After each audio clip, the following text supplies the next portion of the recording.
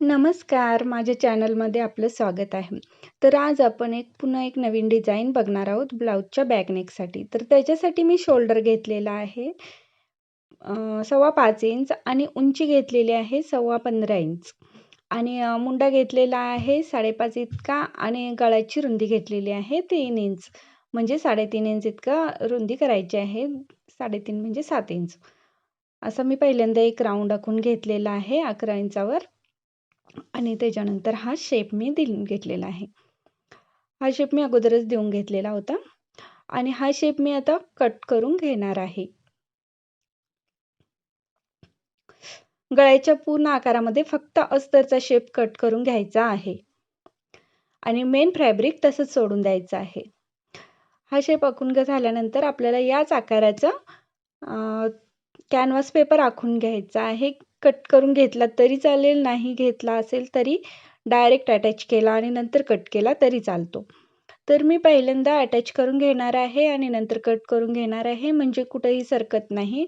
आणि त्यासाठी मी हा चौकोन घेतलेला आहे कॅनव्हास पेपरचा आणि त्याला पिना लावून घेतलेल्या आहेत, जेणेकरून कापड कुठेही सरकू नये यासाठी. त्या पिना लावून घेतल्यानंतर मी त्याच्यावरती शिलाई मारून घेत आहे गळ्याच्या आकारानुसार. हे फक्त मी अस्तर घेतलेलं आहे आणि अस्तरवरती मी गळ्याच्या आकारानुसार आखून घेत आहे. शिलाई मारत असताना अगदी सावकाश फिनिशिंगनुसार मारून घ्यायची आहे.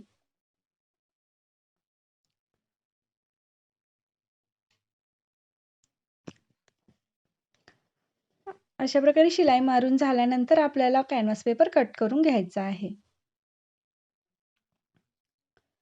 तुम्ही एखादा पॅच कॅनव्हास पेपरचा बनवून नंतर तो जॉईन केला तरी चालतो, पण मी मेन फॅब्रिकला जॉईन करण्याआधीच हा कॅनव्हास पेपर जोडून घेत आहे अस्तरला, म्हणजे तो पलटवल्यानंतर कॅनव्हास पेपर आत लपला जाईल अशा पद्धतीने.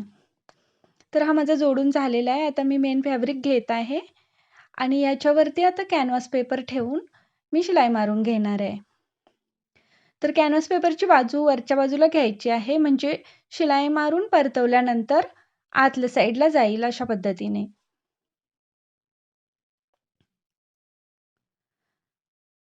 अशा प्रकारे ठेवून मी पिना लावून घेणार आहे आणि पिना लावून झाल्यानंतर मी आता शिलाई मारून घेणार आहे.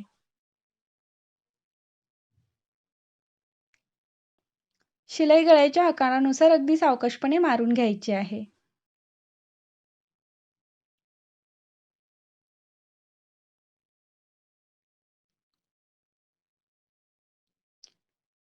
ही शिलाई मारून झाल्यानंतर आपल्याला मेन फॅब्रिक आता आकारानुसार कट करून टाकायचं आहे.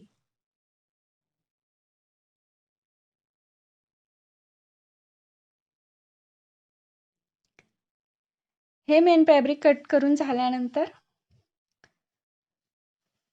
आपल्याला छोटे छोटे कट्स मारून घ्यायचे आहेत आणि त्यानंतर गळा परतवायचा आहे. पिना काढल्यानंतर बघायचं की कॅनव्हास पेपर आपला आतच जात आहे की नाही, अशा प्रकारे. त्याच्यानंतर आपल्याला हे छोटे छोटे कट्स मारून घ्यायचे आहेत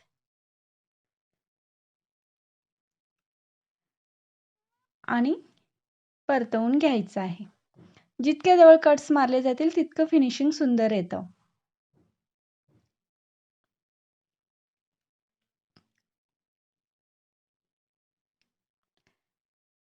हे कट्स मारून असा गळा परतवून घेतलेला आहे मी. आता मी त्याच्यावरती नाजूक अशी फिनिशिंग शिलाई मारून घेणार आहे.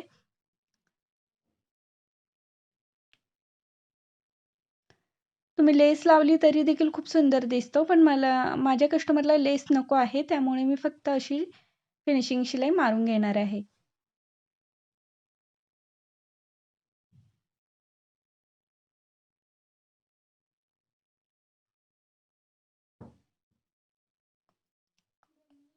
पूर्णपणे फिनिशिंग शिलाई मारून झाल्यानंतर आपल्याला दोन्ही बाजूचे टक्स आणि पाठीतील पट्टी मारून घ्यायची आहे. खूप लवकर आणि खूप सोप्या पद्धतीचा सिंपल असा गळ्याची डिझाईन मी दाखवण्याचा प्रयत्न केला आहे. जर माझा व्हिडिओ आवडला असेल तर माझ्या चॅनेलला नक्की सबस्क्राईब करा आणि लाईक आणि शेअर करा. तर पहिल्यांदा मी खालच्या बाजूने शिलाई मारून घेत आहे आणि त्याच्यानंतर आपल्याला टक्स मारून घ्यायचे आहेत. दोन्ही टक्स हे 4-4 इंचावरती वरती 4 इंच असे मारून घेतलेले आहेत. तुम्ही फिटिंगच्या अकॉर्डिंग मारून घेऊ शकता.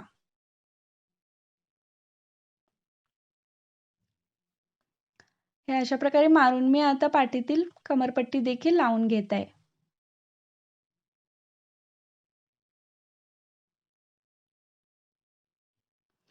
कमरपट्टी लावत असताना ती लावून झाल्यानंतर वरती एक दाबटीप द्यायची आहे.